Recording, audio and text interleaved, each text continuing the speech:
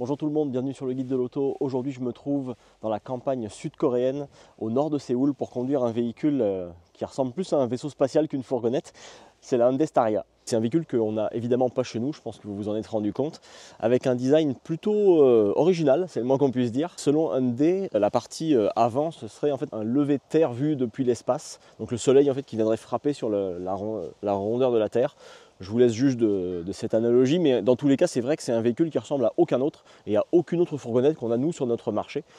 C'est un véhicule aussi qui a plusieurs différences avec les véhicules qu'on a chez nous du groupe Hyundai ou Kia, notamment la Carnival qu'on a depuis quelques années maintenant au Québec. Ce véhicule-là, il est disponible avec 3 motorisations différentes. La première, c'est un V6 3.5 litres à essence qui peut aussi fonctionner au GPL, donc le gaz de pétrole liquéfié qu'on appelle aussi le propane, ou alors un 2.2 litres turbo diesel qui lui peut même recevoir le rouage intégral. Et enfin une version hybride avec le moteur 1.6 turbo, le même moteur qu'on retrouve dans la Carnival chez nous au Canada, puisque on a 242 chevaux et 271 livres-pieds de couple pour un poids d'environ 2,2 tonnes. La Staria ici en Corée du Sud, on peut l'avoir dans plein de versions différentes. On peut l'avoir en version autobus scolaire, même si ça embarque évidemment moins de passagers que nos autobus à nous, mais aussi ambulance, limousine, un camper, version cargo même, ou alors aussi une version pour les personnes à mobilité réduite avec une rampe à l'arrière pour pouvoir charger un fauteuil roulant. La Staria elle est aussi beaucoup plus imposante qu'une Carnival. Ça n'a pas toujours été facile à manœuvrer dans les endroits étroits de Corée du Sud, mais dans tous les cas c'est un véhicule assez grand quand même. On a aussi, on le remarque sur le profil ici, une fenestration qui est très importante avec des grandes fenêtres latérales qui descendent ici le long de la portière et qui forment un grand triangle et un pare-brise aussi qui est vraiment immense. Donc c'est vrai que ça garantit une visibilité assez bonne. En ce qui concerne l'agencement intérieur, il y a plusieurs configurations disponibles. La première, c'est une version avec 3 places uniquement à l'avant et tout le reste sert à de l'espace cargo, ou alors 5 places, 9 places ou 11 places. Donc là, on a vraiment énormément de places assises. Nous, le modèle qu'on a aujourd'hui, c'est un modèle à 9 places avec en fait la 3e place sur la première rangée de sièges ici avec conducteur et passager. On peut en fait avoir soit une petite tablette et quand on redresse la tablette, ça fait un siège supplémentaire. À l'intérieur, on est vraiment assis haut, le siège est assez haut et le volant un peu bas. C'est une position typiquement fourgonnette en réalité. Et on a donc ici 3 places assises à l'avant sur notre modèle 9 places qui peut ici en fait s'escamoter. Il suffit de tirer là-dessus et on se retrouve ici avec une sorte de console centrale avec des rangements.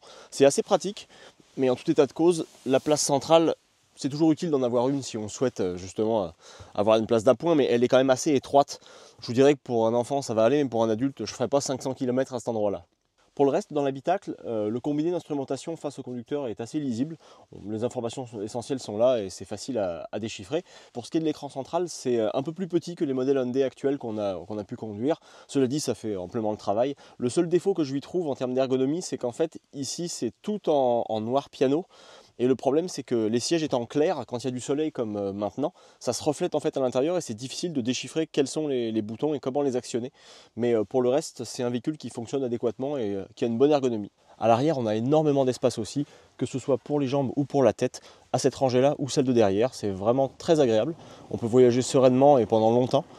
Maintenant que je vous ai fait un peu le tour du propriétaire, je vous propose qu'on aille rouler parce que finalement, je suis quand même curieux de voir un peu ce qu'il a dans le ventre. Surtout que comme le moteur, la boîte et le système hybride sont repris de la Carnival, j'ai hâte de voir s'il se comporte exactement de la même façon ou pas. Sur la route, la Staria ressemble un peu à la Carnival. Le véhicule est un peu plus pâteau du fait de son format un peu plus important, mais globalement la réaction est pas mal la même. Même chose pour le moteur, la motorisation hybride. En fait, on reconnaît aussi d'ailleurs pour moi ce défaut typique de la Carnival qui étire un peu trop la première vitesse avant de passer la seconde. La Staria fait exactement la même chose. C'est un véhicule qui mise beaucoup plus sur le confort et sur la facilité de conduite et la praticité que la sportivité, vous vous en doutez bien. Mais c'est plutôt agréable. Honnêtement, là j'ai fait environ 120 km depuis que je suis parti ce matin.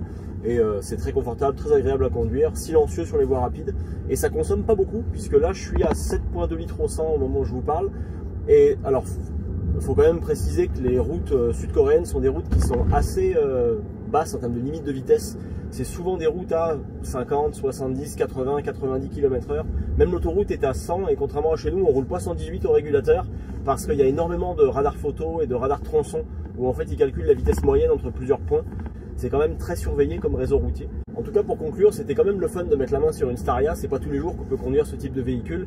Et là, ça tombait bien puisqu'on était en Corée du Sud pour l'essai du Hyundai Ioniq 9, que je vous invite d'ailleurs à aller voir sur le site du guide de l'auto. Il y aura aussi un essai complet de la Staria que je vais faire aussi sur le site. Donc si jamais vous voulez un peu plus d'infos sur le véhicule et si il vous amuse autant que moi, n'hésitez pas à aller sur notre site web pour regarder cet essai-là.